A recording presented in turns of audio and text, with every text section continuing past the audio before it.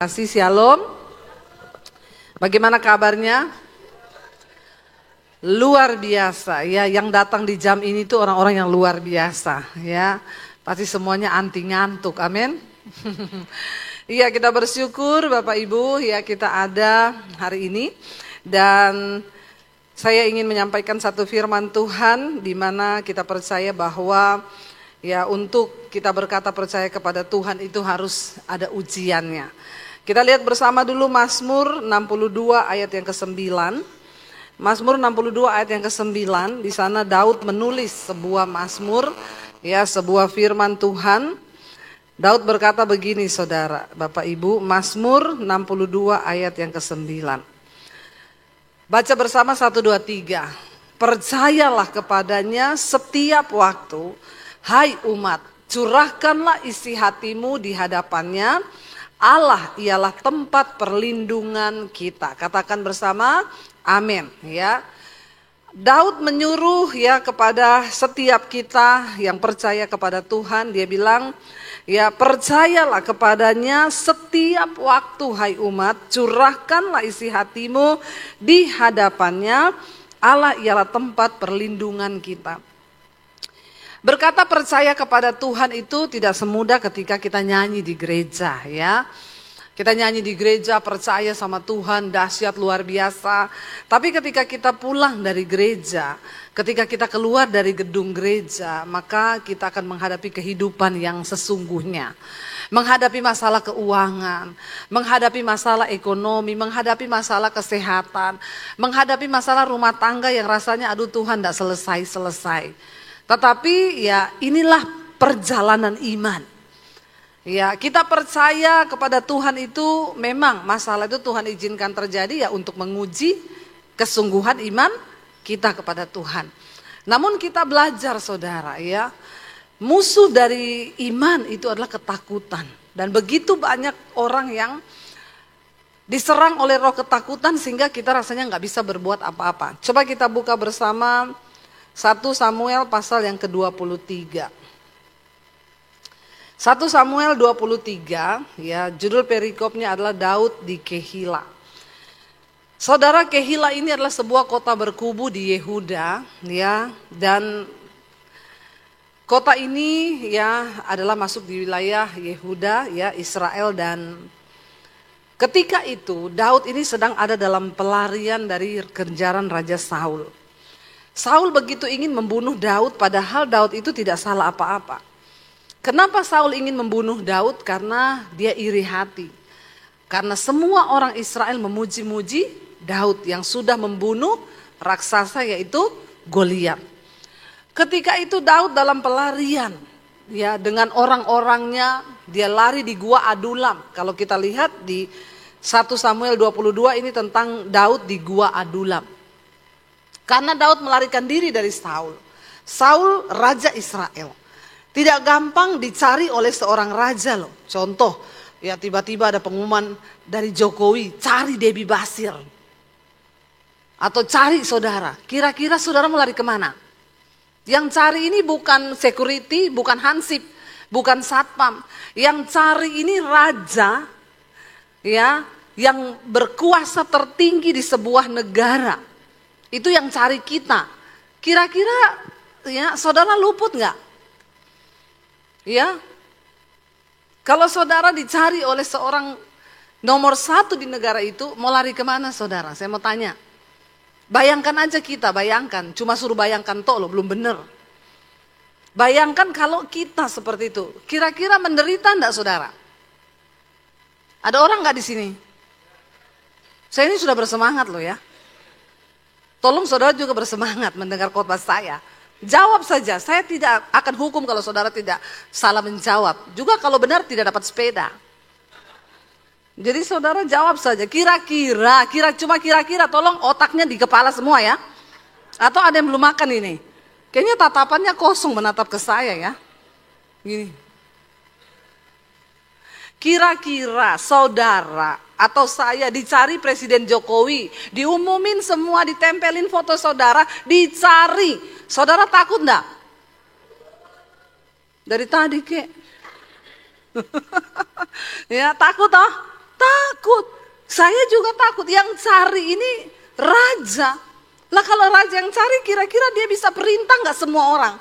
Dari semua lapisan, semua kubu, itu Daud ini menjadi incaran. Sampai Daud berpikir pertama kali, saya akan lari kemana? Dia bilang gini, oh paling tepat lari ke kota para imam. Kota hamba-hamba Tuhan di Nob. Karena pasti Saul tidak mungkin bunuh aku di kota hamba-hamba Tuhan. Dia lari ke Nob. Dia sembunyi di kota para imam. Apa yang terjadi? Orang melaporkan kepada Saul. Daud lari di Nob. Saul pergi cari. Ketika Saul tahu bahwa para imam sudah menyembunyikan Daud di Nob, padahal Daud tidak disembunyikan. Memang Daud datang ke situ dan imam-imam ini kan nggak tahu. Lalu Saul bilang, kenapa engkau mengkhianat terhadap aku dan menyembunyikan Daud? Daud tidak bersembunyi di situ. Dia pergi minta roti dan berharap dapat perlindungan. Apa yang terjadi? Waktu Daud tahu Saul akan mencari dia ke sana, Daud lari. Dan Saul membunuh semua imam yang ada di kota Nob karena dianggap bersalah. Wow, makin takut enggak Daud? Astaga, sedangkan imam dia bunuh, apalagi aku. Lalu Daud lari, dari situ dia ke Gua Adulam. Alkitab mencatat, waktu Daud lari ke Gua Adulam, ikut bersama-sama dengan dia saudara. Ya 400 orang pasukan bodrek. Kenapa saya bilang pasukan bodrek? Yang ikut dengan dia ke Gua Adulam itu orang-orang yang dikejar-kejar debt collector. Yang dikejar hutang piutang. Orang-orang yang sakit hati. Orang-orang yang kecewa. Orang-orang yang bermasalah. Dan itu tidak sedikit. Berapa? Saudara kira-kira saudara lagi tertekan. Lagi dikejar-kejar. Mau dibunuh. Saudara lari, yang ikut ini pasukan bodrek. Kira-kira saudara budrek enggak? Ya, kita ikut budrek karena kenapa? Saya bayangkan di Gua Adulam itu Daud bersembunyi. 400 orang satu gua, dia ke sana. Daud, aduh, gua tuh besok jatuh tempo loh. Nggak tahu gimana nih istriku di sana nih. Aku dikejar-kejar debt collector. Daud pergi ke sana, dia cerita, aku nih sakit hati Daud, istriku tuh selingkuh. Isinya bukan 1-2 orang. Saya aja kadang konseling orang saudara. Satu hari itu kadang kepala saya juga sakit, nyut-nyut. Makanya kadang suami saya bilang, saya berhenti dulu konseling orang. Ya, kenapa? Dengerin masalah-masalahnya orang itu loh. Bu, suami saya nih loh bu, selingkuh terus. Udah berapa lama bu? Sudah puluhan tahun. Ya, ibu berdoa saja buat suami ibu. Sudah bu, ibu sih enggak rasa bagaimana suami saya. Ya memang saya enggak rasa, wong itu suamimu. Bagaimana bisa saya rasa suamimu? Ya ibu enggak rasa, makanya ibu suruh-suruh saya berdoa.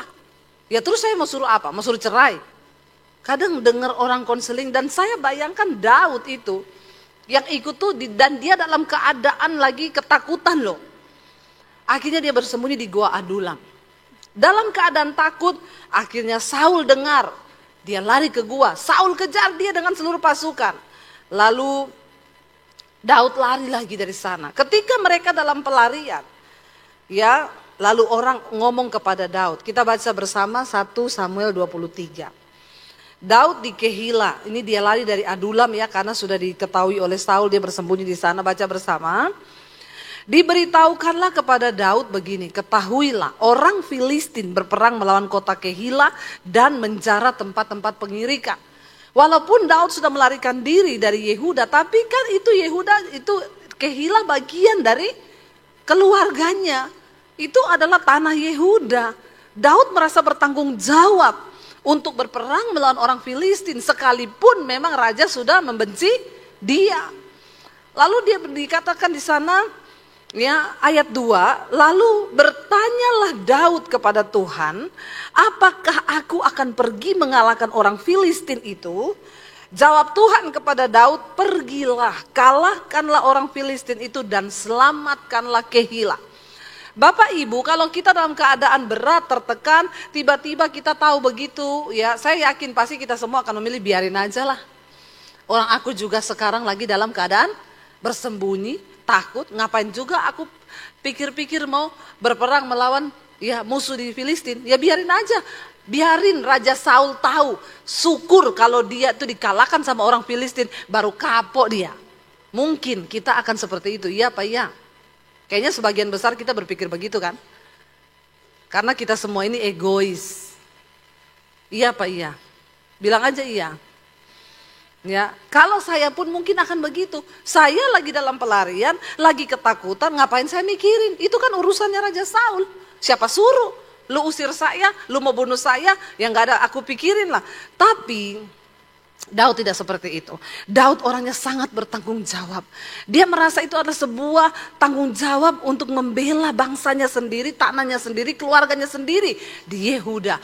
Lalu dia datang bertanya kepada siapa? Tuhan.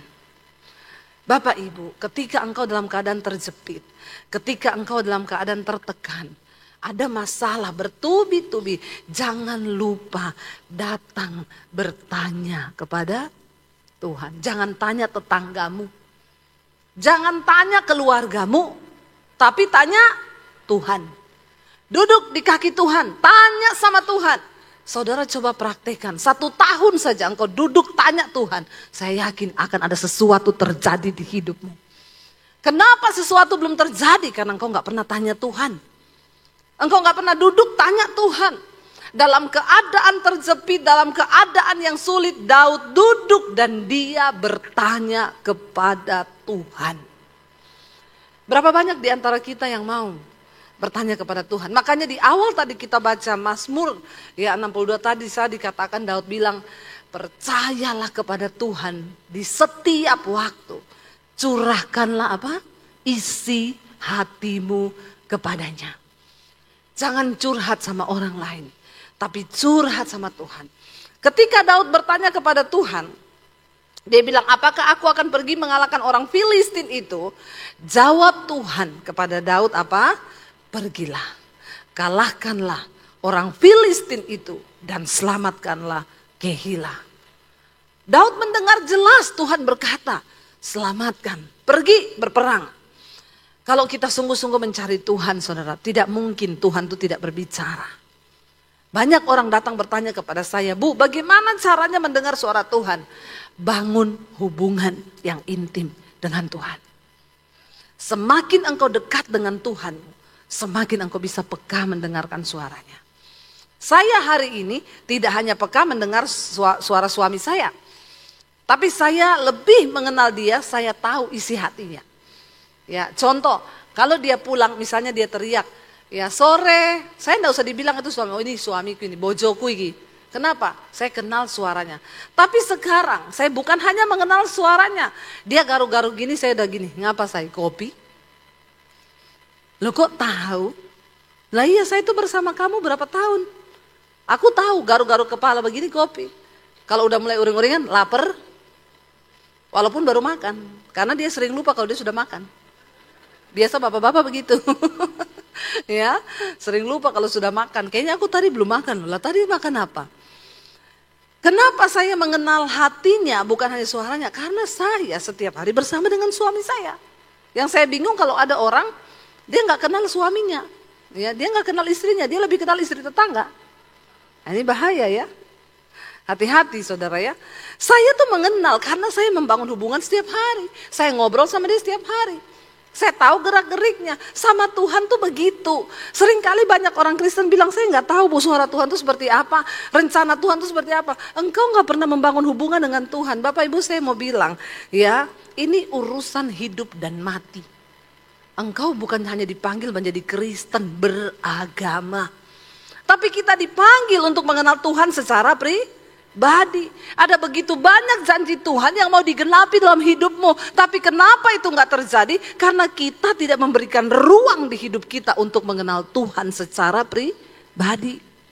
Kenali Tuhan lewat apa? Lewat firman Tuhan, baca Alkitab tiap hari. Lewat apa? Lewat khotbah-khotbah. Ya, jangan saudara bilang, aduh nggak sempat dengar khotbah di mobil, di mana. Saya tuh bersyukur ya. Saya tiba-tiba ada seorang ibu datang, Bu Debbie, saya mau berterima kasih sama ibu. Kenapa? Karena ibu tiap hari menemani suami saya. Saya waktu itu lari Bu ke Bali, saya tinggalin suami saya. Tapi puji Tuhan sekarang suamiku berubah karena tiap hari Bu Debbie temenin. Saya nggak pernah temenin suamimu loh. Enggak, khotbah ibu. Jadi ibu ini cerita suaminya itu pelit luar biasa. Pelit melitit. Ada di sini bapak-bapak yang pelit sama istri, enggak usah angkat tangan. Nanti saya baptis ulang, saya rendam 15 menit. Biar buka mata langsung di rumah Bapak di sorga. Ya, saudara, ini suaminya pelit sekali, tidak pernah sayang sama istri. Dalam urusan uang, kata dia, istrinya bilang, ibu tahu, saya kalau ke pasar ditemenin suami saya Bu. Sampai orang di pasar ngomong gini, ibu itu bahagia banget ya, ke pasar aja dianterin suami ibu. Bukan itu Bu, karena apa? Waktu saya beli tomat berapa Bu? 5.000, dia yang bayar. Uang itu harus keluar dari kantongnya. Kalau ada sisa dia yang ambil. Kenapa dia temenin saya ke pasar? Karena saking pelitnya dia nggak mau saya dapat sisa dari uang yang dia kasih. Kalau ada suami kayak begini, bikin kopi kasih sianida. Kalau orang tidak bertobat ya, karena kita ini sudah bertobat, jadi tidak boleh bikin kopi kasih sianida. Ini adegan berbahaya, hanya dilakukan oleh para ahli saja. Ya, dia bilang sampai orang-orang di pasar enak banget ya ibu, suamimu sayang anterin kamu. Saya gondok Bu, udah pelit dipikir orang baik lagi dia. Akhirnya istrinya tinggalin dia. Saya mau ke Bali, saya mau tinggalin dia. Persetan amat kita tiap hari berantem, maki-makian. Ya udah saya pergi aja ke Bali, saya tinggalin dia, saya mau cerai. Istrinya pergi ke Bali. Dia bilang suami, akhirnya dari situ suaminya juga stres ditinggal istrinya. Nah, dia mulai buka-buka YouTube dengerin khotbah. Nah dia kecantol lah sama khotbah saya. Setiap hari dia dengerin khotbah saya. Lalu dia mulai WA istrinya, aku minta maaf ya pulang. Aku sekarang sudah berubah loh. Kamu denger tiap hari coba khotbahnya Debbie Basir. Dia bilang, berubahi satu tok. Dia kalau dia ngasih saya duit itu berarti dia berubah bener. Kata istrinya, kalau dia cuma bilang sayang, maaf apa pret. Akhirnya istrinya tunggu, istrinya bilang, nggak usah gitu, berubah aja sendiri, tunjukin perubahan hidupmu. Tiba-tiba, seminggu kemudian, dia WA istrinya lagi, kamu di Bali lagi ngapain? Nggak ngapa-ngapain, kamu butuh uang nggak? Ini yang ditunggu istrinya. Dia bilang berarti suamiku berubah kalau dia tanya. Kamu butuh uang gak? Ya butuh lah, namanya manusia, mana ada orang gak butuh uang. Kencing aja bayar. Ya udah saya transfer ya ke rekeningmu. Ditransfer saudara, istrinya kaget. Berubah loh. Ya ngirim duit loh. Akhirnya setiap minggu dia ngirim duit. Dia bilang aku mimpi. Kamu itu di tengah keramaian tapi kamu menangis. Dia bilang sama istrinya. Istrinya bilang memang iya. Aku ini di Bali rasanya rame di sini banyak tempat wisata, tapi hatiku tertekan karena sebenarnya aku juga nggak mau pisah sama kamu. Pulang aku udah berubah. Istrinya pulang, dia lihat perubahan suaminya semua berubah. Dari situ mereka nggak pernah berantem, akur hidupnya. Makanya dia ketemu saya, terima kasih ya Bu udah temenin suami saya. Ya saya bilang enggak, iya saudara. Bagaimana kita bisa mengerti kehendak Tuhan? Dengerin firman. Enggak ada bilang engkau enggak ada alasan untuk tidak dengar khotbah. Subscribe channel YouTube saya. Enggak usah tepuk tangan, enggak usah. Ya, Debbie Basir TV. Saudara, jangan lupa like dan share. Serta tinggalkan komen di situ ya. Saudara, ya, sekarang itu nggak ada alasan orang tuh nggak kenal rencana Tuhan. Saya dapat kesaksian banyak banget orang bilang, Bu terima kasih ya lewat firman yang Ibu sampaikan. Hidup saya sekarang berubah, saya tuh bisa tahu kehendak Tuhan, saya bisa mengerti rencana Tuhan. Sekarang saya walaupun ada masalah saya tetap kuat. Yes, itu yang Tuhan mau. Kita menemukan rencananya. Tanya Tuhan, duduk di kaki Tuhan. Jangan suka minta-minta doa, titip-titip doa. Ya sukanya datang ke pendeta titip doa ya. Bu, doakan suamiku. Enggak, saya tidak akan berdoa buat suamimu. Kenapa? Karena doa yang didengar Tuhan itu doa yang lahir dari hati. Saya tidak mau berdoa buat suamimu. Karena saya tidak akan mendoakan suamimu dari hati. Kenapa? Saya tidak cinta sama suamimu. Ya kalau saya tidak cinta bagaimana saya bisa menangis buat suamimu? Siapa yang bisa berdoa buat keluarga kita? Ya kita sendiri. Karena kita berdoa dari hati. Daud bertanya kepada Tuhan, apakah aku harus maju? Tuhan bilang maju, kalahkan orang Filistin, selamatkan Kehila. Ayat 3. Tetapi orang-orang Daud berkata kepadanya begini, ini orang 400 orang yang pasukan bodrek itu tadi. Tapi mereka kan jadi pahlawan-pahlawan yang gagah perkasa. Mereka keluar dengan Daud, mereka jadi orang-orangnya Daud yang dahsyat saudara. Mereka bilang gini, ingat ya, sedangkan kita di sini, di Yehuda kita sudah dalam ketakutan. Apalagi kalau kita pergi ke Kehila melawan barisan perang orang Filistin. Mereka bilang kita aja ini dalam persembunyian. Kita ini lagi ketakutan berhadapan dengan Saul. Kita semua pasti dibunuh. Sedangkan itu nabi-nabi semua dibunuh di kota Nob. Apalagi kita sekarang. Jadi kita dalam keadaan ketakutan gak mungkin kita bisa menang perang. Orang yang takut tidak akan mungkin bisa kuat. Dengar baik-baik saudara. Kalau hari ini engkau takut engkau gak bisa kuat. Engkau harus mendengar firman supaya engkau percaya kepada Tuhan sungguh. Amin.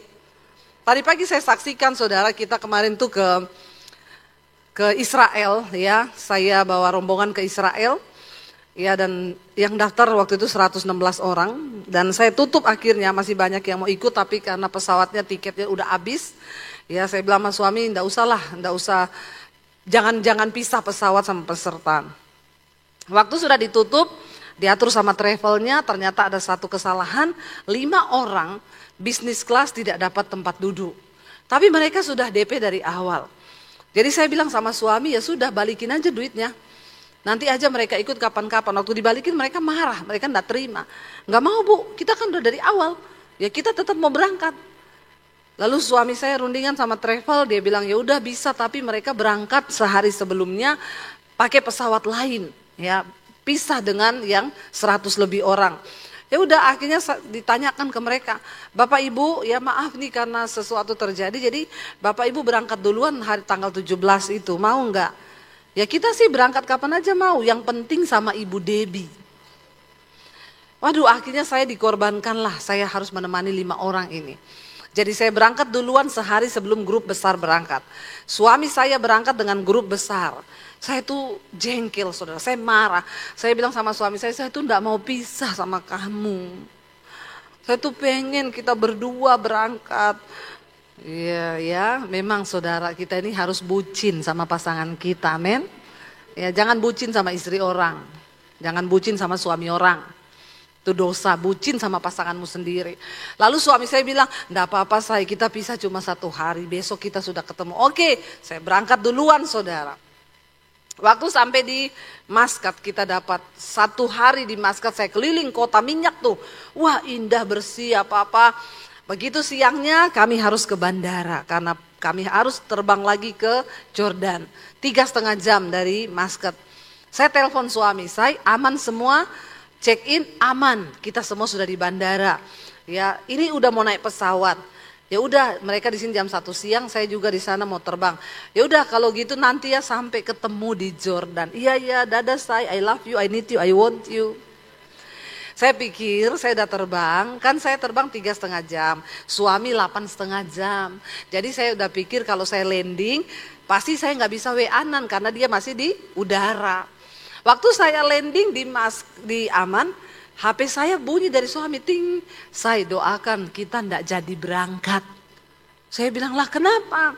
Dia cerita, waktu itu pesawat itu sudah mundur mau ke take off ke landasan pacu, tiba-tiba satu peserta saya dari Surabaya muntah-muntah, mual, pusing, sesak napas. Lalu akhirnya ndak jadi take off. Ditunggu dulu, dilaporkan ke pramugari ini ada yang sakit. Ditungguin ini jadi gimana ya? Suaminya memohon sama pilot tolong saya kasih waktu beberapa saat tunggu istri saya sembuh dulu karena menurut dia sakit itu datang waktu dia masuk pesawat. Tiba-tiba dia nggak pernah sakit begitu. Ditungguin saudara, dipindahin ke bisnis, yang peserta 1 pindah ke ekonomi, ditidurin kursinya, dipijet-pijet, tidak sembuh juga. Akhirnya pilot datang lagi, ini gimana ya Pak, kita nggak bisa loh nunggu lama-lama begini. Karena ini kita udah hampir setengah jam nungguin kayak begini, gini. Bapaknya bilang, tunggu Pak, tolong kasih saya waktu. Saya nggak bisa pulang, kalau saya pulang ya 3 orang angus itu 150 juta kan. Ya gimana ya, kami ini niat mau berangkat tapi kan nggak bisa kayak gini. Penumpang yang lain itu sudah dengan muka yang kepo melihat, pakai acara sakit lagi. Nggak jadi berangkat gara-gara dia sakit. Ya biasa begitu. Lalu saudara akhirnya dikasih kesempatan, akhirnya pilotnya datang. Sudah nggak bisa Pak, ini bukan terminal bus ya. Kita nih kalau terlambat berangkat begini, kita nih bayar denda semua, ini bandara. Ya udah pokoknya Bapak harus turun. Dia juga udah lihat tatapan miringnya semua orang, kan nggak enak ya. Akhirnya suaminya bilang, say ayo, daripada kita jadi batu sandungan buat semua orang, kita turun. Waktu berdiri mau turun, istrinya bilang, ih aku sembuh. Mau turun, aku sembuh. Masa beneran? Iya, dia bilang kayak diangkat penyakitnya itu tiba-tiba. Tiba-tiba datang, tiba-tiba hilang. Beneran kamu sembuh? Ditanyain sama pilot dari angka 1 sampai 10, di angka berapa ibu? Angka 8, oh bisa berangkat berarti enak. Ya udah enak ya, beneran. Pintu pesawat ditutup. Mau mundur ke landasan pacu, tiba-tiba pesawatnya mogok. Wuk. Semua kaget, apa yang terjadi? Dicoba starter. Nggak bisa hidup. Akhirnya diputuskan, pengumuman keluar, pesawat mengalami kerusakan, error sistem. Nggak bisa hidup, semua langsung liatin ibu itu. Untung ibu sakit. Kalau ibu tidak sakit, kita ini sudah error sistem di udara, di laut kita di sekarang. Ya, itu kan hampir setengah jam saudara. Akhirnya semua turun, mereka tunggu kok enggak ada kepastian, akhirnya dipindahkan ke hotel. Seluruh penumpang ditidurkan di hotel dekat bandara. Karena pesawat masih rusak, diperbaikinya, tunggu teknisinya datang dari Muscat. Hanya dia yang bisa perbaiki.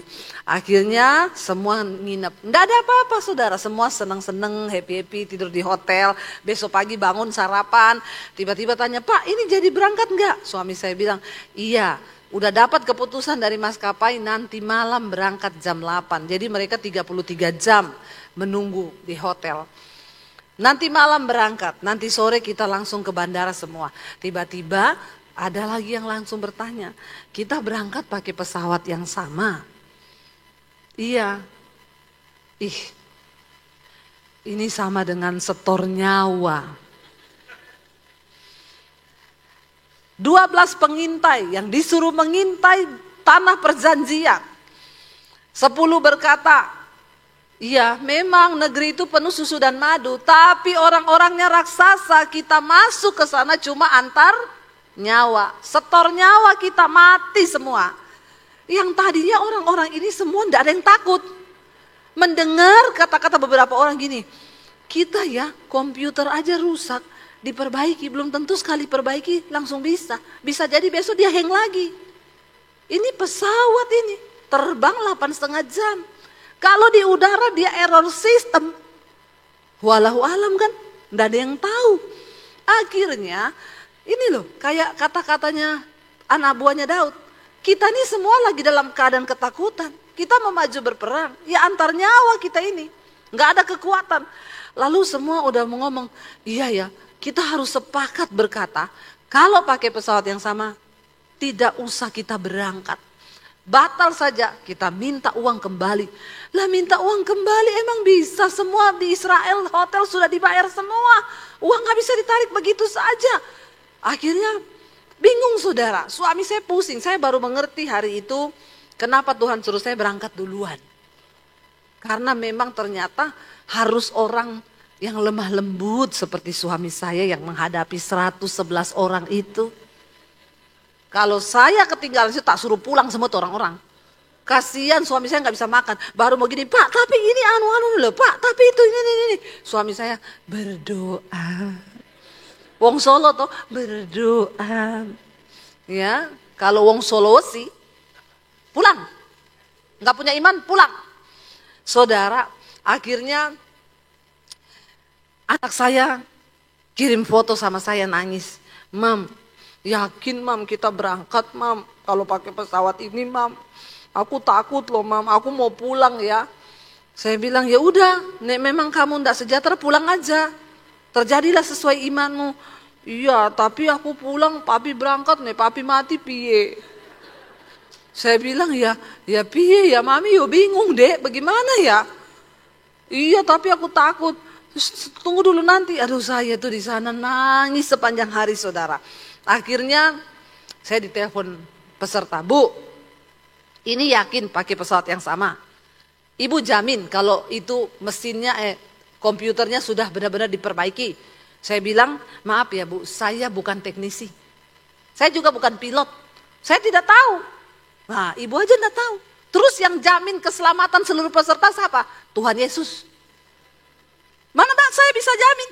Saya cuma manusia biasa. Dan ibu tahu ya, di situ ada suamiku, ada anakku 3. Emang saya juga mau mereka mati? Aduh, puyeng saya, saudara. Akhirnya saya juga kasihan anak saya. Saya terdorong emosi, saya bikin keputusan di grup. Musa terdorong emosi karena bangsa Israel marah-marah minta air. Musa dikutukin, gara-gara kamu ini bawa kita keluar dari Mesir, kita gak bisa minum. Mending kalau tahu kita jadi budak saja di Mesir, daripada kita dibawa di padang gurun mati gak bisa minum. Tuhan berfirman sama Musa, ulurkan tongkatmu ke gunung batu itu, bilang keluarlah air. Musa emosi sama bangsa ini. Musa pukul itu gunung batu, keluar air. Kalau mau air, racun kalau racun. Nggak ada itu, bukan ya. Musa cuma, jangan saudara bilang, Bu Devi bilang Musa bilang racun kalau racun. Nggak. Itu kata-kata saya mewakili Musa. Emosi, saudara. Bayangkan ini bangsa ini bersungut-sungut nyalahin Musa. Akhirnya Musa salah bertindak. Dia pukul itu batu. Dari situ Tuhan bilang, karena kamu tidak taat kepadaku, kamu tidak boleh masuk tanah perjanjian. Musa sampai berdoa, sudah di ujung, dia lihat tanah perjanjian itu. Dia bilang, Tuhan izinkan aku masuk. No, kamu mati di sini. Kamu tidak aku izinkan masuk. Cuma gara-gara emosi loh sama bangsa itu. Makanya saudara jangan suka bikin emosi pendeta. Ya, bertobat, bilang amin. Saudara, saya sih sudah salah memberi keputusan waktu itu. Tapi untung Tuhan izinkan saya masuk ke tanah perjanjian. Saya bilang begini di grup, saudara, kan saya diintimidasi lagi sama peserta. Ibu jangan membela travel. Ibu harus bela peserta dong. Jangan karena dipikir ibu hanya cari untung. Waduh, saya dikatain begitu, saudara. Ini urusannya apa? Saya juga gak kepengen kan ini pesawat rusak. Lalu saya bikin pengumuman di grup. Saudara-saudara, saya menyatakan saya berpihak kepada peserta. Kita tidak berangkat kalau pakai pesawat yang sama. Batal saja. Suami saya telepon, Say, kenapa kamu bikin pengumuman begitu? Saya ini lagi menguatkan hati mereka loh. Harusnya kamu itu, waduh kita ini sudah ndak sejalan, saudara. Ya akhirnya suami saya bilang, kamu bikin video 1 menit, kuatkan hati mereka. Jawaban saya, saya ndak mau. Apa yang mau terjadi, terjadilah. Berangkat gak berangkat saya udah gak peduli. Karena saya mikirin anak-anak saya yang nangis itu loh. Akhirnya nggak tahu juga Roh Kudus jamah saya lagi duduk di meja nangis, tiba-tiba Roh Kudus bilang bikin video. Saya ambil HP saya sandar di gelas, saya bikin video singkat. Saudara sambil nangis, saudara saya sudah di Jordan loh, saya menunggu saudara datang ke sini. Ingat pesan saya, kalau belum waktunya mati, ndak mati. Tapi kalau sudah waktunya, biar saudara ndak berangkat, saudara kepleset di toilet kamar mandi bandara, saudara mati. Nggak ada kata-kata, saudara, cuma begitu saja. Akhirnya mereka sebagian dikuatkan. Iya ya, tibalah saatnya rombongan dibawa ke bandara. Sampai di bandara, bapak yang istrinya sakit tadi yang disuruh turun ndak mau turun karena 150 juta, duluan datang ke suami saya, Pak Daniel, selamat jalan ya. Maksudnya, saya cuma mau ambil bagasi. Loh bapak gak jadi ikut? Enggak pak, saya takut. Tadi bapak suruh turun, gak mau turun loh. Sekarang bapak gak mau naik. Iya pak, saya gak berani. Suami saya bilang, sini saya doakan boleh gak pak? Iya. Didoakan suami saya, dia bilang, waktu Pak Daniel habis doain saya Bu, kayak ada sesuatu yang dicabut dari dari tubuh saya, langsung saya bilang sama Pak Daniel, Pak, saya berangkat. Ih, roh ketakutan dicabut. Saya juga enggak tahu itu suami saya berdoanya seperti apa. Jadi kalau ada saudara yang ada roh ketakutan, besok jatuh tempo, hubungi suami saya. Biar dia doakan ya, karena jatuh tempo itu horor loh. Berhadapan dengan debt collector tuh horor saudaranya. Lalu ada lagi satu bapak-bapak datang, Pak Daniel, saya titip iman ya, iman saya cuma 10% ini. Suami saya bilang, iman tidak bisa dititip Pak, duit bisa titip, tapi iman tidak. Ya udah doakan, didoakan. Datang bapak-bapak orang Medan. Pak Daniel, bukan apa-apa Bapak, saya ini berangkat ke sini, yang antar itu satu RT Pak. Terus kalau kita tidak jadi berangkat, saya pulang, mau taruh di mana Pak? Muka saya, harga diriku di mana? Jadi saya tidak peduli, ini pesawat mau jatuh atau tidak, saya tetap berangkat Pak. Ya, mending saya mati daripada harga diriku hilang. Orang Medan ini memang harga diri lebih tinggi daripada harga nyawa. Tapi memberi kekuatan loh dia. Ya, dia percaya sungguh sama Tuhan. Oke Pak, siap. Istrinya bilang, kau mau berangkat? Kau berangkat sendiri. Kau bawa itu bagasi saya. Kalau kau selamat, pesawatnya tidak jatuh, kau bawa pulang koper saya. Tapi kalau kau tidak balik, ya sudah saya relakan tuh koper. Ini istrinya kurang ajar loh saudara. Masa suaminya digituin ya. Ada 2 orang suami istri yang telepon anaknya. Nah gimana menurut kamu, papa mama berangkat enggak? Pak, kan papa mama sudah niat mau ke tanah perjanjian. Pergi enggak usah takut, enggak apa-apa. Dia bilang, tapi papa mama mau pesan ya nak. Kalau terjadi apa-apa dengan kita, kamu jangan salahkan Tuhan. Tetap melayani Tuhan. Catat nomor PIN ATM-nya papa. PIN ATM dikasih, tapi karena nggak jadi jatuh diganti ulang PIN ATM-nya. Kasihan deh lu. Ya, saudara, yang saya heran, ibu-ibu, kan banyak yang ikut ibu-ibu tanpa suami. Itu SMS suaminya, telepon suaminya semua, enggak ada yang dilarang. Suami itu semua, berangkat mah, berangkat. Berangkat saja, berangkat. Ini saya penasaran ya, ini bapak-bapak ini memang imannya teguh, kuat, atau ada maksud lain ya? Hanya Tuhan yang tahu. Enggak ada yang larang loh. Itu semua ibu-ibu bersaksi, saya didorong suami saya Bu. Ya, berangkat mah, berangkat. Luar biasa ya. Mudah-mudahan tuh karena iman. Saudara, lalu ada satu bapak dia bilang ketika sudah masuk pesawat, akhirnya masuk kan. Puji Tuhan, akhirnya hanya 6 orang yang mundur. Yang sisanya semua berangkat. Mereka berangkat dengan satu iman yang luar biasa, semua sudah siap mati. Waktu berangkat ada satu orang bapak, dia tuh paling takut naik pesawat. Dia bilang, Bu, saya ini paling takut naik pesawat. Kok yo dapat pesawat rusak loh. Saya bilang, ya itu kan menggenapi firman Tuhan Pak. Karena firman Tuhan bilang, apa yang kau takutkan itu akan menimpamu. Ya, makanya jangan takut sesuatu yang belum terjadi. Dia bilang, aduh waktu sudah naik di pesawat, pesawatnya diuji coba. Di starter, hidup dimatiin lagi, lama saudara.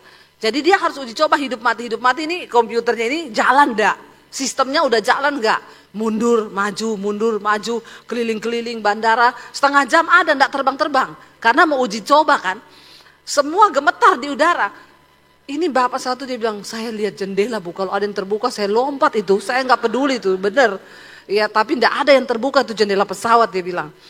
Di saat itulah istrinya pegang tangan suaminya ini dan dia bilang gini, Pak, kalau ada dosa yang mau kau akui, ini waktu yang terbaik. Jadi suaminya bilang, kata suaminya gini, dua-dua pilihannya mematikan. Kata suaminya, lebih horor lagi yang ini. Suruh pengakuan dosa. Supaya Pak kalau terjadi apa-apa, kamu sudah beres. Terus saya tanya sama suaminya, jadi Bapak udah pengakuan? Puji Tuhan belum Bu. Kalau sudah itu saya sekarang sudah mati Bu. Bukan jatuh dari pesawat, mati di ganjang istri saya. Akhirnya saudara, mereka terbang. Suami saya ngabari saya, aku udah mau terbang ya, udah nanti kita ketemu, berdoa. Saudara, waktu dia bilang gitu, aduh saya ini di pikiran perasaan tuh iblis itu loh. Iblis ngomong, nanti kalau suami pesawatnya jatuh, kamu benar-benar sebatang kara loh. Suamimu mati, anakmu 3 mati, dan bukan cuma itu, kameramen DBTV juga mati di situ. Terus saya mau ngapain saudara? Terus saya tuh diintimidasi iblis gitu. Terus kamu masih mau melayani Tuhan? Saya bilang masih. Saya justru nanti mau pergi ke sekolah Alkitab saya di Bandungan, di bawah gunung, saya menyendiri di situ. Saya akan tetap mencintai Tuhan. Sekalipun semuanya mati, saya tetap mencintaimu Tuhan. Waktu mereka sudah berangkat, saya nggak berani buka-buka sosial media saudara. Saya takut begitu buka IG atau Facebook, pesawat dengan nomor penerbangan ini hilang kontak. Saya takut, itu intimidasi iblis, itu roh ketakutan. Akhirnya jam 2 malam, saya nggak bisa tidur itu. Tidur bentar, kebangun, lihat jam, udah berapa jam. Begitu kebangun, saya ke toilet, saya tuh memandang diri saya di cermin. Saya bilang, Tuhan, ya kenapa ini semua terjadi Tuhan? Mungkin karena saya ini ada salah atau apa Tuhan, saya minta ampun. Tiba-tiba saya dengar suara halus di hati saya, Tuhan tuh ngomong gini, jangan takut, aku itu menguji iman mereka.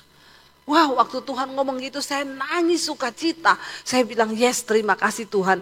Itu adalah satu proses yang tidak pernah bisa dibeli dengan uang saudara. Bagaimana saya berterima kasih Tuhan memproses anak saya. Kan di situ ada anak saya. Dan mereka semua udah siap mati. Saudara, pergumulan terberat dari setiap manusia itu adalah ketika dia diperhadapkan dengan kematian. Waktu kita hanya punya utang, kita belum sampai tertekannya seperti karena masih hidup kita. Tapi kalau orang sudah di depan ini kematian itu udah penyerahan total kan. Itu iman yang benar-benar teruji.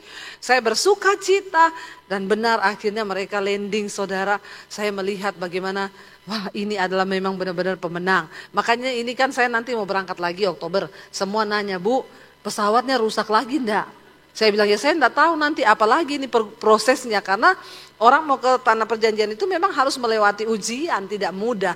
Tapi saudara, kita belajar satu hal di sini. Ketika Daud akan maju, orang-orangnya berkata, kita ini lagi dalam ketakutan. Bagaimana kita maju berperang? Kita pasti kalah. Lalu ayat 4 dikatakan di sana, lalu apa? Bertanya pula lah Daud kepada Tuhan. Dia nggak mau dengar omongan orang. Dia datang lagi di kaki Tuhan, dia duduk lagi di kaki Tuhan, dia tanya lagi untuk yang kedua kalinya. Karena mulai diragukan ini imannya. Orang-orangnya bilang kita semua takut. Daud duduk di kaki Tuhan, dia bertanya lagi kepada Tuhan. Dia bilang apa? Ya, maka Tuhan menjawab dia firman-Nya, bersiaplah. Pergilah ke Kehila, sebab aku akan menyerahkan orang Filistin itu ke dalam tanganmu. Dan akhirnya Daud pergi, dikatakan ayat yang kelima. Kemudian pergilah Daud dengan orang-orangnya ke Kehila. Ia berperang melawan orang Filistin. Ya, dihalaunya ternak mereka. Ditimbulkannya lah kekalahan besar di antara mereka. Demikianlah Daud menyelamatkan penduduk Kehila. Saudara, Daud mengalami kemenangan yang besar karena taat kepada firman Tuhan.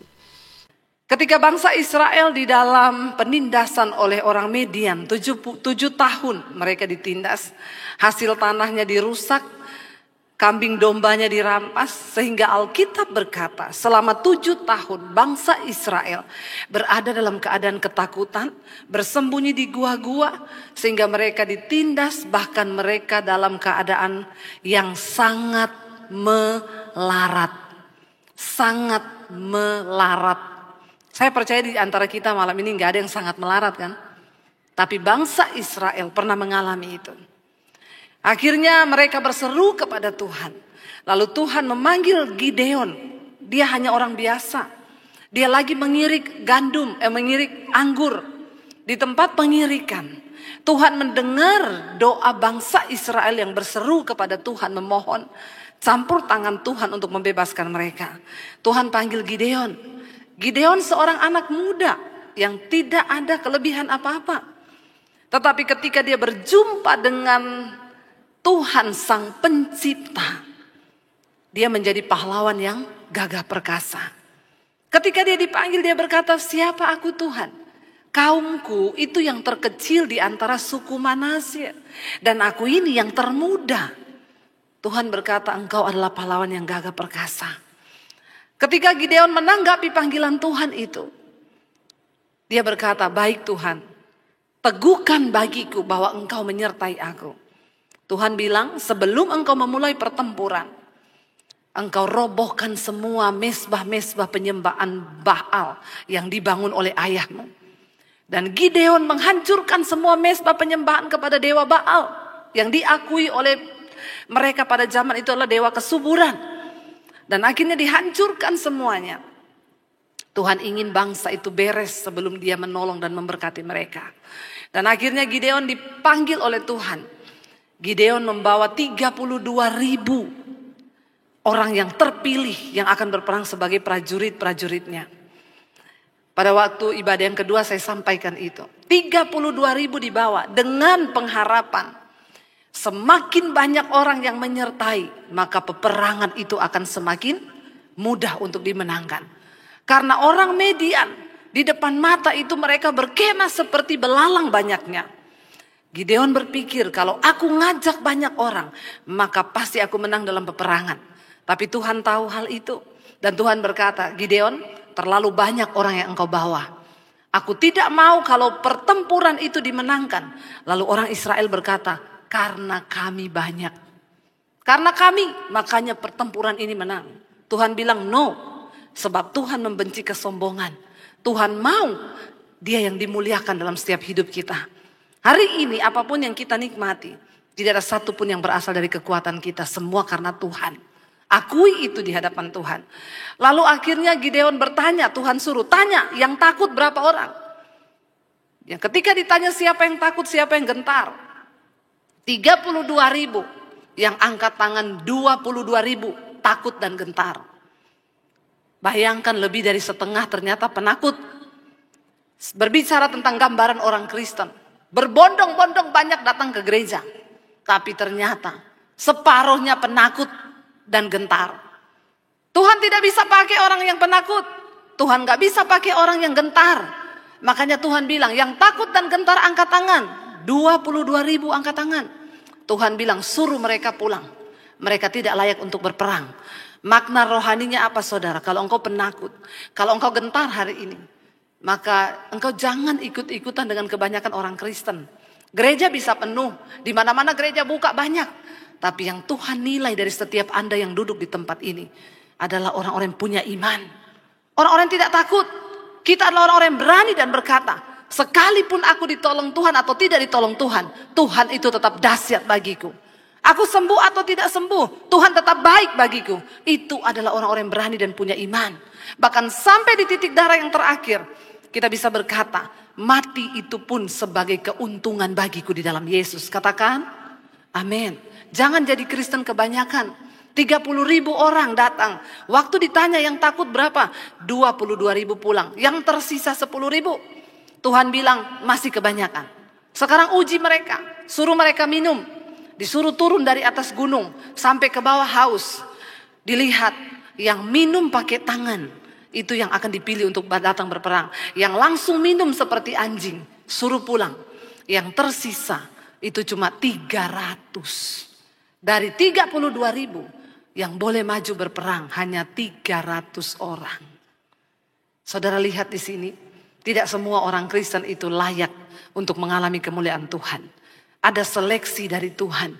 Makanya jangan jadi Kristen sembarangan. Jangan jadi Kristen kebanyakan. Makanya hanya sedikit orang-orang yang bisa melihat kemuliaan Tuhan. Saya rindu semua jemaat di tempat ini. Engkau terpilih menjadi orang-orang yang akan melihat kemuliaan Tuhan di akhir zaman ini. Katakan, amin. Tepuk tangan buat Tuhan. Yes, aku itu Tuhan. Biar engkau dapati aku menjadi orang yang berbeda. Aku tidak takut. Saudara, dan akhirnya mereka maju saudara. Dan Tuhan memberikan kemenangan kepada mereka. Seburuk apapun saudara, secara logika semuanya tidak masuk akal. Harusnya semakin banyak yang berperang semakin bisa menang. Tapi mengikut Tuhan seringkali logika kita gak bisa dipakai. Karena mujizat karya Tuhan seringkali bertentangan dengan logika manusia. Engkau tidak perlu takut tentang ancaman tahun depan akan terjadi krisis, akan begini, akan begitu. Banyak orang mulai ketakutan. Banyak yang berkata, Bu, lari kemana ya kalau terjadi kerusuhan? Saya bilang, hey, lari di kaki Tuhan. Seburuk apapun keadaan di depan kita, asal Tuhan beserta dengan kita, kita ada di tempat yang aman. Katakan, jangan takut, jangan gentar duluan. Baru dengar begitu sudah pikir lari, saudara. Inilah iman-iman Kristen yang 30.000 tadi. Ketika ditanya yang takut berapa, gentar sudah pulang 22.000. Saudara, saya masih terus berbicara tentang penyertaan Tuhan. Kita harus mendapatkan penyertaan Tuhan lebih dari segala-galanya agar kita mengalami kemenangan demi kemenangan di dalam hidup ini. Engkau tidak akan mungkin menjadi orang Kristen yang menang kalau engkau tidak mengalami penyertaan Tuhan. Mari kita buka bersama Keluaran pasal 33. Keluaran pasal 33 adalah kisah ketika Tuhan membawa bangsa Israel keluar dari tanah perbudakan di Mesir. Ayat yang pertama, Keluaran pasal 33 ayat yang pertama, firman Tuhan di sana berkata begini. Berfirmanlah Tuhan kepada Musa, pergilah, berjalanlah dari sini, engkau dan bangsa itu, yang telah kau pimpin keluar dari tanah Mesir ke negeri yang telah kujanjikan dengan sumpah kepada Abraham, Ishak dan Yakub. Demikian, kepada keturunanmu lah akan kuberikan negeri itu. Bangsa Israel adalah bangsa yang dikasihi Tuhan. Dan kita sekarang adalah Israel rohani. Kita adalah orang yang dikasihi Tuhan. Janji yang sama Tuhan berikan bagi kita. Kita diberikan jaminan untuk mendapatkan tanah perjanjian, yaitu kekekalan. Tuhan berkata, dia suruh Musa bawa bangsa ini keluar. Sebab aku sudah berjanji kepada mereka dengan sumpahku kepada Abraham, Ishak dan Yakub, bahwa mereka akan kepada keturunanmu akan kuberikan negeri itu. Lalu ayat 2 saudara dikatakan, aku akan mengutus seorang malaikat berjalan di depanmu dan akan menghalau orang Kanaan, orang Amori, orang Het, orang Feris, orang Hewi dan orang Yebus. Yakni ke suatu negeri yang berlimpah-limpah susu dan madu, sebab aku tidak akan berjalan di tengah-tengahmu karena engkau ini bangsa yang tegar tengkuk, supaya aku jangan membinasakan engkau di jalan. Tuhan bilang, pergi bawa, aku kasih satu malaikat menyertai engkau. Tenang Musa, malaikat itu akan menghalau semua musuh-musuhmu. Malaikat itu yang akan menyelesaikan semua masalahmu. Malaikat itu akan menghalau. Dikatakan di sana orang Kanaan akan dihalau olehnya. Orang Amori, orang Het, orang Feris, orang Hewi dan orang Yebus. Ini adalah musuh-musuh besar bangsa Israel. Dengan kata lain, Tuhan sudah menjamin malaikat itu yang akan menyertai dan memberikan kemenangan kepada mereka.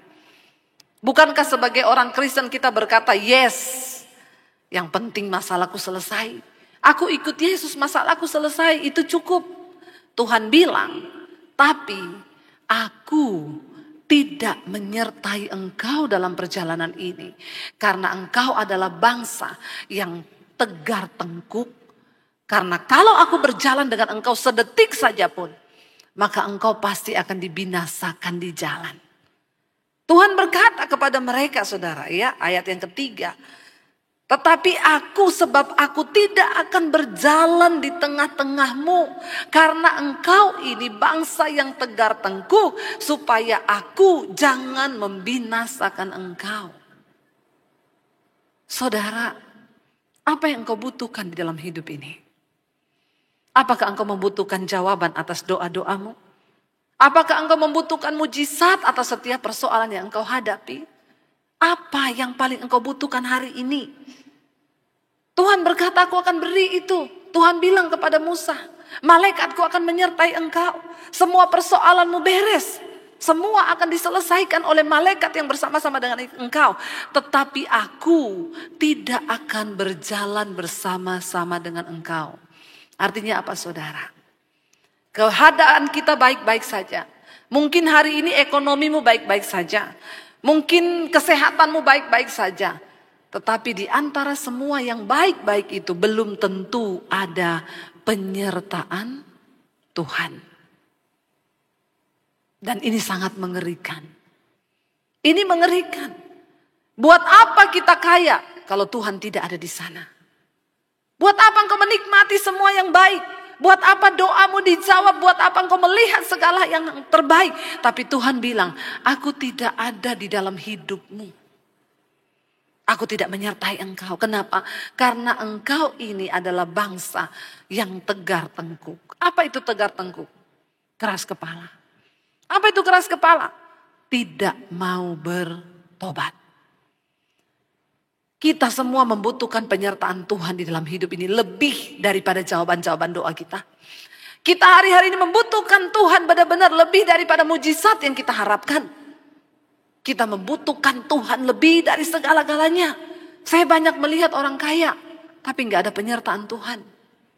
Banyak orang bisa berhasil di dalam bisnis, tapi tanpa penyertaan Tuhan, buat apa?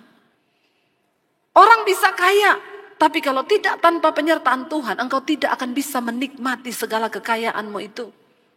Saya pernah cerita sama saudara, saya ketemu orang kaya, lagi makan, telepon terus marah-marah. Bagaimana sih, saya kan udah bilang, ini, tutup, bentar lagi bunyi, tirit, itu diurus, begini. Saya bilang, Pak, uangmu banyak, Pak. Tapi Tuhan tidak beserta dengan engkau. Engkau makan aja pun tidak diizinkan. Engkau telepon terus marah-marah. Kalau saya pilih jadi orang biasa, Pak, tapi saya bisa makan dengan tenang. Buat apa Bapak kaya? Makan aja tidak ada waktu. Marah terus. Pulang berantem sama orang tua, pulang berantem sama istri. Buat apa itu semua, saudara? Jangan hidup dalam kebohongan. Sudah cukup orang Kristen main sandiwara. Yang kita butuhkan lebih daripada itu semua, yaitu kehadiran Tuhan. Amin. Karena kalau Tuhan hadir itu berbeda. Mengerikan saudara ini. Tuhan bilang malaikat itu yang akan menyelesaikan semua masalahmu. Engkau akan aman, semua akan dihalau. Tapi aku tidak ada di tengah-tengahmu, aku tidak menyertai engkau. Mari jangan jadi orang Kristen yang cuma cari mujizat. Kebanyakan orang cuma cari aman dalam hidupnya. Kita lupa bahwa ketika Tuhan beserta dengan kita, itu bukan berarti masalah kita beres. Bukan berarti ketika Tuhan beserta tidak ada lagi masalah. Orang yang berjalan bersama dengan Tuhan, seringkali masalahnya itu banyak. Tapi Tuhan ada di sana, itu menjadi berbeda. Mungkin engkau sedang berlinang air mata hari ini, tetapi engkau tahu ada Tuhan di dalam proses itu. Engkau tahu ada Tuhan di dalam masalahmu itu.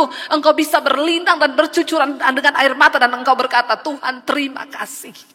Karena aku tahu engkau sedang membentuk hidupku. Sekalipun aku berlinang air mata, aku tahu ada Tuhan di dalam hidupku dan engkau mengizinkan setiap proses ini. Itu lebih baik, saudara. Berjalan bersama dengan Tuhan bukan berarti tidak ada masalah.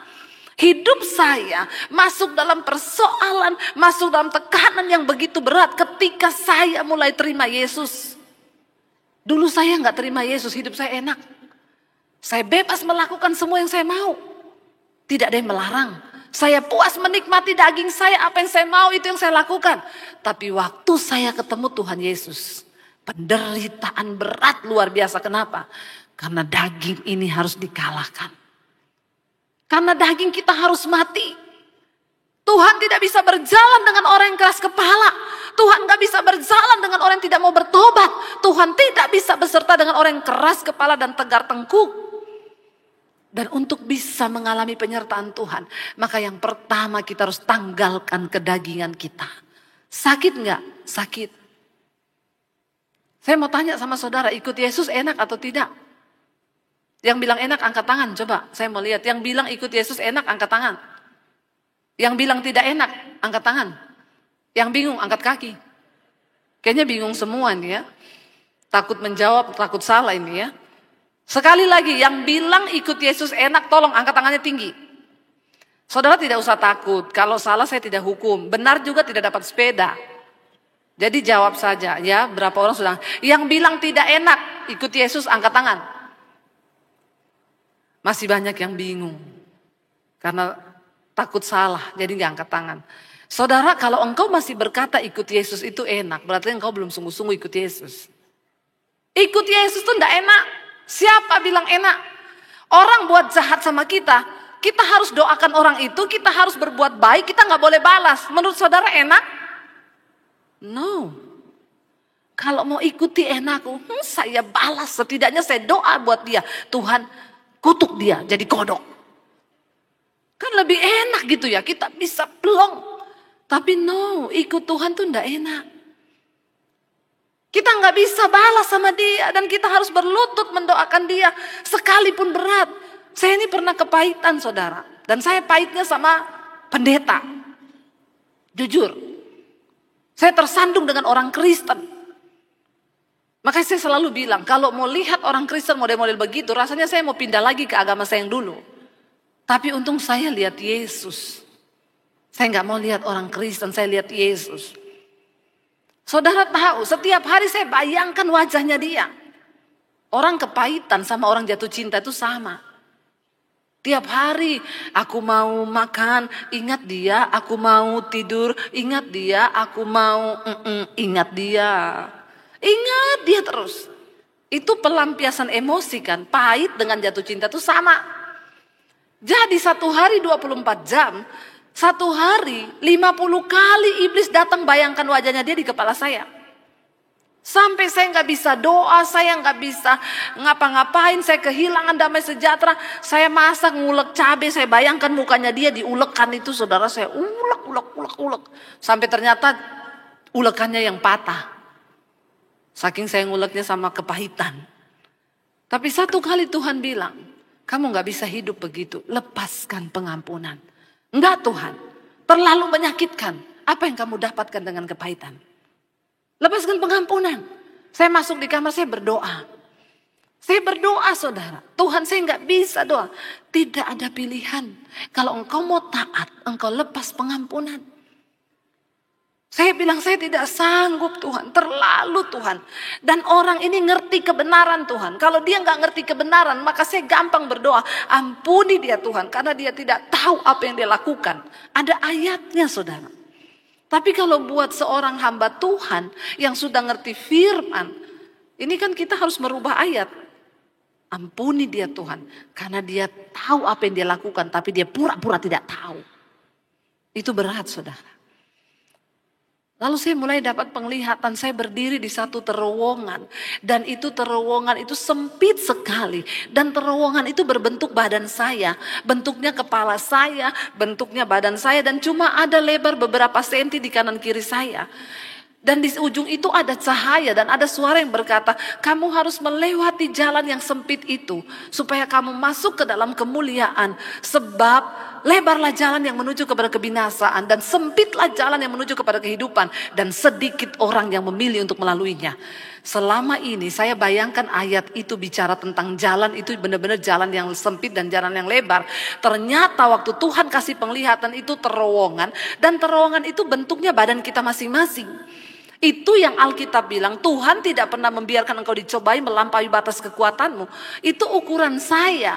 Tapi kalau saya sudah jalan di situ, saya tidak boleh menoleh ke kanan atau ke kiri. Karena kalau saya menoleh, ini leher saya kejepit, maka saya mati ketahan di situ. Jadi saya harus tahan benar-benar kepala itu lurus ke depan. Tangan ini begini, tidak boleh gerak-gerak. Dan saya harus melangkah pelan-pelan supaya saya tidak terjepit. Betapa sulitnya itu. Dan Tuhan bilang kamu harus melakukan. Lalu saya mulai sebut namanya saudara. Dengan bercucuran air mata. Saya mulai mendoakan dia. Dalam nama Yesus Tuhan. Berat Tuhan. Tapi aku mau melakukan karena aku mau taat kepada Tuhan. Tidak enak Tuhan. Tapi dagingku harus mati. Sebab daging ini bertentangan dengan firman Tuhan. Saya lepaskan pengampunan. Ketika itu berhasil saya plong saudara. Besoknya apakah saya lupa? No. 1 hari 24 jam. Iblis ingetin saya 50 kali dalam sehari. Tapi kali ini berbeda. Ketika iblis ingatin mukanya. Dan iblis ngomong. Kebangetan banget ya dia. Saya langsung ngomong. Dalam nama Tuhan Yesus. Saya sebut namanya. Aku mengampunimu. Dalam nama Yesus. Saya bebas. Berhasil 50 kali saya sebut. Besoknya iblis datang tinggal 45 kali. Saya sebut setiap kali iblis ingetin mukanya. Saya ucapkan firman. Besoknya turun jadi 30. Besoknya 20. Besoknya 10. Besoknya lama-lama. Ketika iblis ingetin mukanya dia. Saya tersenyum dan berkata. Terima kasih Tuhan. Karena lewat dia. Aku bisa belajar tentang pengampunan. Katakan amin. Ikut Tuhan itu ndak enak. Ikut Tuhan itu ndak mudah.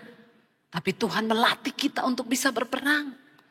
Ternyata untuk bisa, kenapa kita harus mengampuni? Yang pertama untuk kebaikan diri kita. Karena pengampunan itu adalah penawar racun kepahitan. Kepahitan bisa bikin engkau sakit jiwa.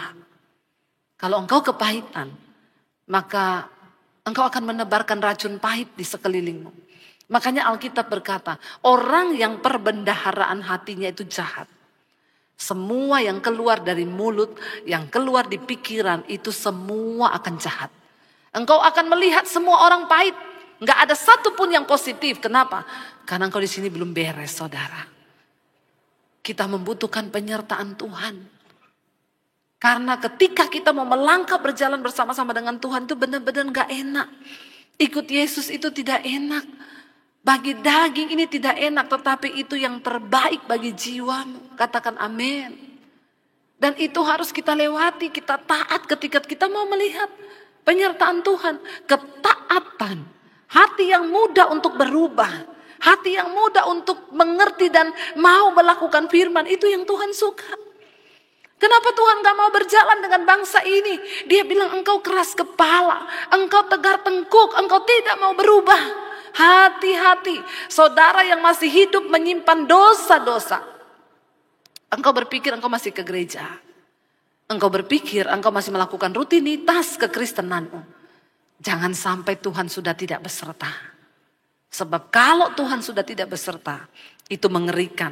Ketika Tuhan menyampaikan itu kepada bangsa ini, ya dikatakan ayat yang keempat, saudara.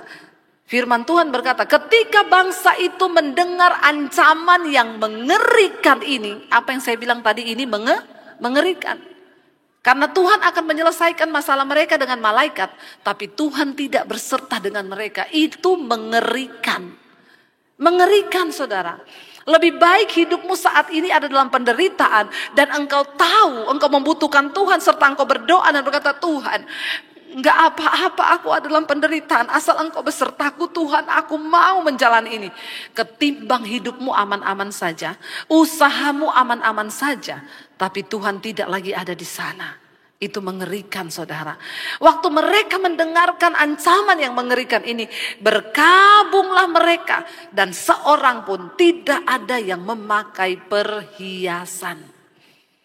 Mereka mencopot semuanya tanda mereka berkabung. Mereka merendahkan diri karena mereka takut dengan ancaman yang mengerikan itu. Kenapa? Karena saudara, hidup manusia yang paling mengerikan itu kalau dia hidup tanpa penyertaan Tuhan. Itu yang sangat-sangat berbahaya. Apapun kita lewati asal ada Tuhan di sana, itu cukup. Tapi kalau tanpa penyertaan Tuhan itu mengerikan. Ayat yang kelima. Apa yang mereka lakukan? Berfirmanlah Tuhan kepada Musa. Katakanlah kepada orang Israel. Kamu ini bangsa yang tegar tengkuk, keras kepala. Jika aku berjalan di tengah-tengahmu, sesaat pun tentulah aku akan membinasakan engkau. Tuhan bilang sesaat toh aja. Mereka pasti binasa. Kenapa? Karena Allah itu Allah yang kudus. Tuhan itu Tuhan yang kudus. Dia tidak bisa bercampur dengan dosa. Dia tidak bisa bercampur dengan ketidaktaatan. Tuhan tidak betah berjalan bersama dengan orang yang keras kepala. Yang sudah dinasehati untuk bertobat. Tapi dia terus lakukan dosa, lakukan dosa, lakukan dosa. Tuhan tidak akan beserta dengan orang yang demikian. Jangan sampai, saudara, kita memasuki tahun depan. Tahun-tahun yang mengerikan. Memang dunia ini tidak semakin baik. Saya kemarin baca sebuah berita. Rotasi bumi sekarang semakin cepat. Bahkan para ahli pun bingung. Hari-hari ini sudah tidak 24 jam, tinggal 22 jam. Mereka pun bingung apa yang terjadi. Mungkin karena gempa, karena keadaan iklim yang sudah berubah cepat. Jadi mereka bilang hari-hari ini sudah tidak seperti 24 jam yang dulu. Kalau dihitung, ini tinggal 22 jam. Dan menurut mereka ini berpengaruh kepada faktor ekonomi. Dan Alkitab memang berkata, di akhir zaman waktu akan dipersingkat. Kenapa? Alkitab bilang karena kalau tidak dipersingkat, maka tidak akan ada yang selamat. Semua akan terseret masuk dalam kebinasaan. Saudara, dengar baik-baik hari ini. Kalau engkau mendengarkan suara Tuhan, tinggalkan dosa yang terikat dengan kenajisan, perselingkuhan, yang terikat dengan homoseksual, lesbian, yang terikat dengan kepahitan, dengan amarah, rokok, judi, minuman keras. Kuduskan dirimu. Tidak ada pilihan. Kita semua harus hidup kudus supaya kita layak masuk di dalam perjamuan anak domba. Ini adalah waktu-waktu yang sedang dipersingkat. Biar kita mau hidup berkata, Tuhan, setiap hari aku mau melakukan firman, aku mau melakukan kehendak-Mu. Tuhan bilang, sesaat saja aku berjalan dengan mereka, pasti aku akan membinasakan mereka. Makanya Tuhan memilih untuk tidak berjalan daripada mereka mati ketika Tuhan ada di tengah-tengah mereka. Karena Tuhan itu Tuhan yang kudus. Lalu dikatakan saudara ayat yang berikutnya, ayat yang ke-6. Berfirmanlah Tuhan kepada Musa, katakanlah kepada bangsa ini tegar tengkuk, ya, dan aku tidak akan berjalan di tengah-tengahmu sesaat pun. Tentulah aku akan membinasakan kamu. Oleh sebab itu, tanggalkanlah perhiasanmu. Maka aku akan melihat apa yang akan kulakukan kepadamu. Ayat 6, demikianlah orang Israel tidak memakai perhiasan-perhiasan lagi sejak di gunung Horeb. Sesudah itu Musa mengambil kemah dan membentangkannya di luar perkemahan, jauh dari perkemahan, dan menamainya kemah pertemuan. Setiap orang yang mencari Tuhan, keluarlah ia pergi ke kemah pertemuan yang di luar perkemahan. Saudara, apa yang mereka lakukan? Mereka mencari Tuhan. Musa membuat sebuah kemah pertemuan antara umat yang mau ketemu Tuhan. Engkau datang ke situ, engkau cari Tuhan, dan engkau berjumpa dengan Dia. Tidak ada pilihan lain untuk memasuki tahun depan yang penuh dengan tantangan. Kita membutuhkan kehadiran Tuhan di dalam hidup kita. Buat kemah pertemuan dengan Tuhan. Bangun mezbah. Jangan biarkan mezbahmu hancur. Setiap jam, setiap menit, setiap detik kita harus berjumpa dengan Tuhan. Supaya engkau dapat hatinya. Engkau dapat penyertaannya. Kemah pertemuan berbicara tentang satu tempat di mana mereka bisa berjumpa dengan Tuhan. Saudara, hari-hari ini jangan jauhkan dirimu dari pertemuan ibadah. Walaupun di gereja, di rumah pun engkau bangun mezbah. Cari Tuhan hari-hari ini. Kita tidak bisa hidup jauh dari Tuhan. Kita harus melekat kepada Tuhan. Dikatakan di sana setiap orang yang datang ya ke situ, mereka mencari Tuhan, mereka berjumpa dengan Tuhan. Apabila Musa pergi keluar kemah itu, bangunlah seluruh bangsa itu dan berdirilah mereka masing-masing di pintu kemahnya, dan mereka mengikuti Musa dengan matanya sampai ia masuk ke dalam kemah. Apabila Musa masuk ke dalam kemah itu, turunlah tiang awan dan berhenti di pintu kemah, dan berbicaralah Tuhan dengan Musa di sana. Ketika Musa datang mencari Tuhan, ada kemuliaan Tuhan yang turun. Firman Tuhan berkata, carilah Tuhan selama ia berkenan untuk ditemui. Berserulah kepadanya selama ia dekat. Karena ada waktunya Tuhan tidak lagi berkenan untuk ditemui. Kita ada di hari-hari yang terakhir, saudara. Kita ada di hari-hari yang sulit. Kita ada di masa-masa yang sukar. Tidak ada pilihan. Kita harus mencari Tuhan sungguh-sungguh. Kita harus mendekatkan diri dengan Tuhan sungguh-sungguh. Kita harus membangun mezbah sungguh-sungguh. Saya mendengar banyak kesaksian orang-orang berkata, Bu, kami berjumpa dengan Tuhan di mezbah doa. Saya bersyukur saudara dengan mezbah doa yang tayang di channel saya setiap hari. Pagi, malam, ya sekarang pagi hampir mencapai 100.000 setiap live streaming 1 jam. Orang lapar dan haus akan Tuhan. Setiap mezbah doa kita membahas kitab dari kitab perjanjian lama, dari Kejadian. Tidak ada alasan untuk saudara tidak mengenal Tuhan. Sekarang media begitu banyak. Engkau punya handphone di tanganmu. Engkau bisa melihat mana yang engkau mau pilih. Apakah membangun imanmu atau meruntuhkan imanmu. Hari ini begitu banyak media yang bisa engkau pakai untuk membangun hubunganmu dengan Tuhan. Jangan biarkan hubungan kita dengan Tuhan itu rusak, saudara. Karena tantangan ke depan ini akan semakin berat. Kita hidup bukan hanya untuk mencapai keinginan kita pribadi. Kita hidup bukan hanya untuk memuaskan keinginan kita pribadi. Hari-hari ini saya terus berkata, Tuhan, apa yang harus saya lakukan di hari-hari terakhir ini? Saya mau melakukan kepentingan Tuhan. Itu saja Tuhan, tidak ada yang lain. Belum kita bicara tentang umur. Siapa yang tahu umur hidup kita? Jangan pernah sia-siakan panggilan Tuhan. Jangan buang 1 menit pun, saudara, dengan kita melewatkan panggilan Tuhan dalam hidup ini. Mari kita bekerja bagi Tuhan selama hari masih siang. Saya hari-hari ini orang bilang, Ibu gak capek Bu? Selama Tuhan masih beri saya kepercayaan, saya akan bekerja bagi Tuhan. Saya sudah capek dulu hidup di dalam dosa. Saya merasa saya belum puas membalas semua kasih Tuhan kepada saya. Saya mau terus bekerja apa yang Tuhan mau. Kita lakukan apa yang Tuhan mau. Terus. Saudara, habiskan waktumu dengan Tuhan hari-hari ini. Engkau di kantor. Ya, saya tadi pagi bersaksi ada seorang homoseksual yang bertobat. Dia bilang, sekarang Bu, saya di kantor, di rumah, di mobil, saya puter khotbah Ibu. Pagi, siang, malam saya dengerin berulang-ulang. Sampai iman saya bertumbuh. Engkau perlu mengalami penjebolan perjumpaan pribadi dengan Tuhan. Enggak ada satu orang pun yang bisa wakili saudara. Tidak ada satu pendeta pun yang bisa wakili saudara. Makanya kalau orang datang, Bu, titip doa. No, saya tidak akan mau dititipi doa. Engkau datang sendiri pada Tuhan. Kenapa? Tuhan menunggu engkau datang secara pribadi. Tuhan mau berurusan dengan kita secara pribadi, bukan lewat pendeta. Tidak ada perantara. Kita dengan Tuhanlah yang sedang berurusan. Dan Tuhan tertarik untuk memulihkan engkau secara pribadi. Jangan pakai perantara. Bukan uangmu yang akan menyelamatkan engkau. Hatimu yang Tuhan tunggu untuk berbalik. Musa membangun sebuah kemah pertemuan. Agar setiap orang Israel yang mau berjumpa dengan Tuhan.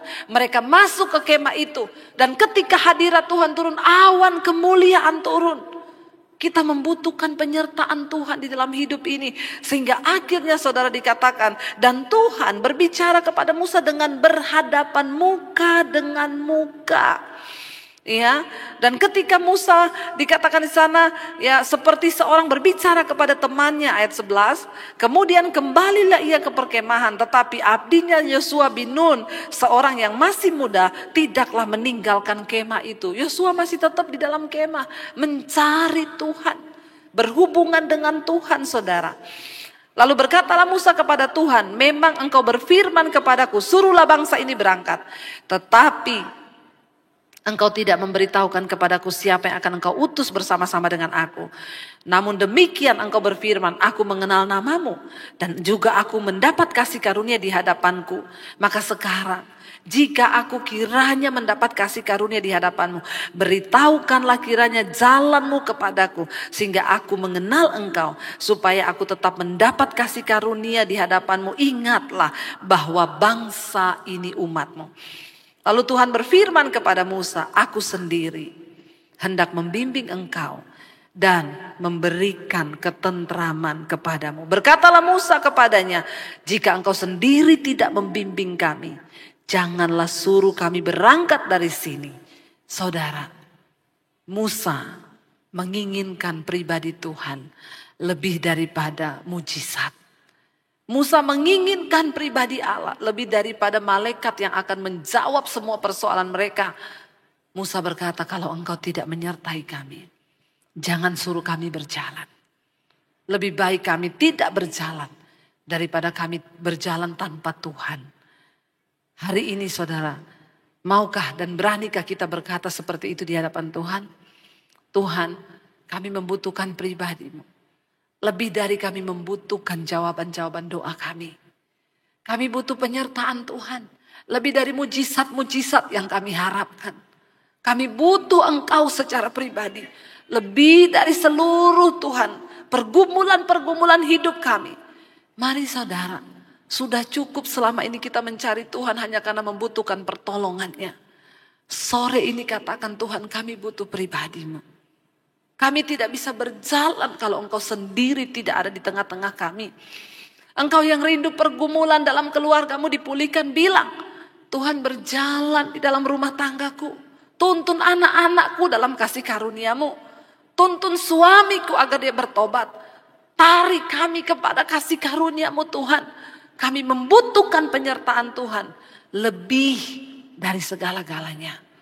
Biar kita mau berkata kepada Tuhan hari ini, bahwa kita benar-benar membutuhkan Dia lebih dari segalanya, saudara, di hidup kita. Kita mau berkata karena Tuhan yang lebih tahu semua yang kita inginkan. Dia yang lebih tahu cara memulihkan iman hidup kita. Dan biar kita mau percaya hari ini bahwa penyertaan Tuhan itu sempurna. Waktu Dia beserta dengan kita, itu lebih dari segalanya. Karena penyertaan Tuhan itu yang terbaik bagi saudara dan saya. Saya undang para imam musik maju ke depan. Biar hari